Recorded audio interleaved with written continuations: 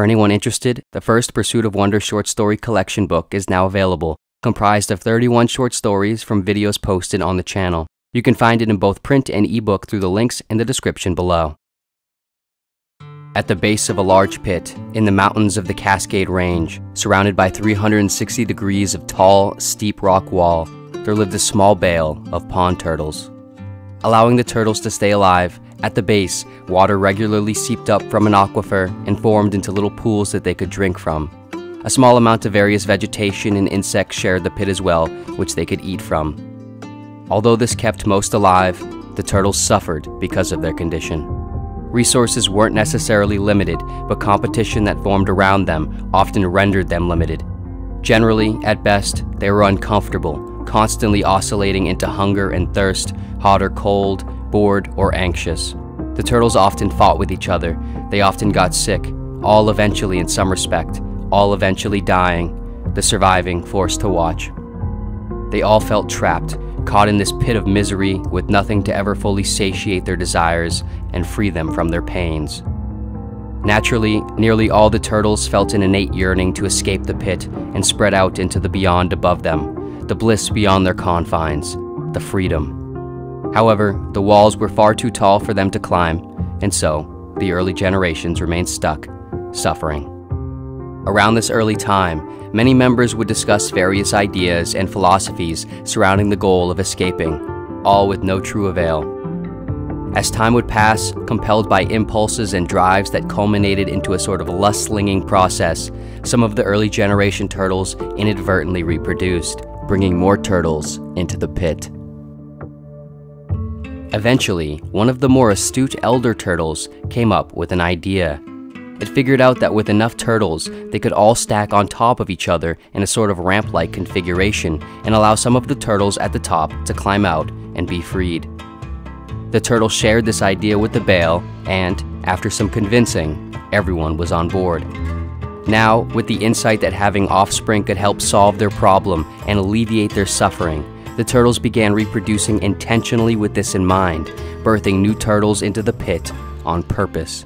As soon as the bale had enough offspring, and the offspring matured to large enough size, the turtles all stacked on each other in a sort of askew ramp configuration, all the way up to the top of the wall. For the first time, several turtles made their way out of the pit and into the beyond above it. Following these several turtles climbing out, however, the remaining turtles would soon find themselves without enough turtles left to climb high enough, and so they all climbed back down into the pit again.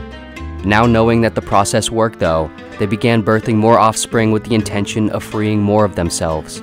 A system of sorts was established and embraced, wherein the eldest turtles would be the ones designated to leave first in order of their age, leaving the remaining younger turtles to wait their turn and continue reproducing. Occasionally, there were also certain younger turtles who, through either force, perceived importance, flukes in the system, persuasion, or all of the above, made their way out sometime earlier. In general, the cycle of the system would be accepted and repeated over and over, generation after generation, more offspring brought into the pit, only to work the first 2/3 of their life to survive and hope that they would make it into the eldest position and finally climb out, finally find their reason and pay out for it all, finally become a member of their bale who made it, finally touch some state of freedom.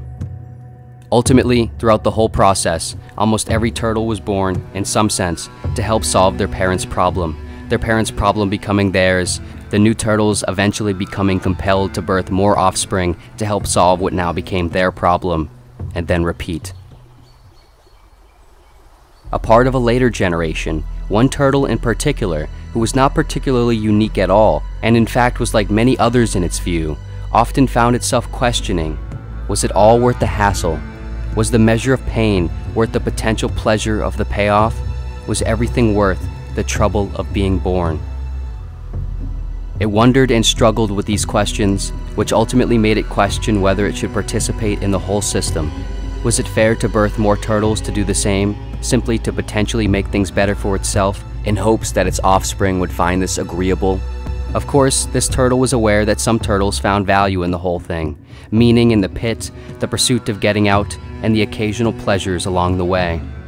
But this particular turtle found these other turtles to be delusional.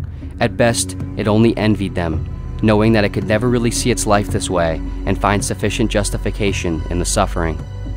Ultimately, this turtle realized only the individual could decide for themselves if it was better or worse to have been born into the pit or not. But it also realized that the paradox was that the individual could only decide once they were born, and it was too late not to be. To this day, the turtles continue on in the pit, some ignoring this issue, some unaware, some struggling or in revolt with it. In some distance of some future, perhaps the turtles will figure out a way for an ultimate and total escape of their entire population, and hopefully, for their sake, outside the pit is what they've hoped for. But for now, the general suffering, it's turtles all the way down.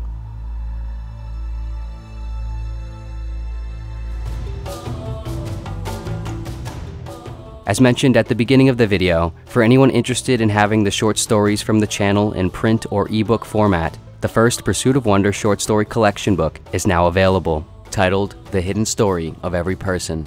The book contains 31 stories from the channel, including The Nova Effect, The Last Thought You'll Ever Have, The Beginning and End of Humanity, and 28 more, all in re-edited, updated, and revised form.